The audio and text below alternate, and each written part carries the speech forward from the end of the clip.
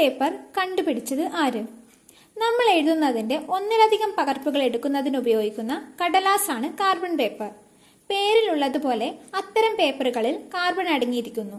രണ്ട് കടലാസുകൾക്കിടയിൽ carbon paper വെച്ചതിനു ശേഷം മുകളിലത്തെ കടലാസിൽ എന്തെങ്കിലും എഴുതിയാൽ അതിന്റെ തനിപ്പകർപ്പ് ഏറ്റവും അടിയിലുള്ള കടലാസിൽ ലഭിക്കുന്നു.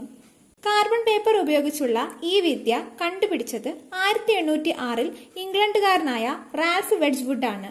അദ്ദേഹം കുറച്ച് കാർബൺ എടുത്ത് എണ്ണയിൽ കലർത്തി കുഴമ്പ് രൂപത്തിലാക്കി. പിന്നീട് അത് ഒരു കടലാസിൽ തുല്യ അനുപാതത്തിൽ തേച്ചു പിടിപ്പിച്ചു. പിന്നീട് അത് ഉണക്കാൻ വെച്ചു. ഉണങ്ങിക്കഴിഞ്ഞ് അദ്ദേഹം പേപ്പറുകൾക്കിടയിൽ കാർബൺ പേപ്പർ വെച്ച് എഴുതി. ഇങ്ങനെ അദ്ദേഹം ലോകത്തിലെ ആദ്യത്തെ കാർബൺ പേപ്പർ നിർമ്മിച്ചു.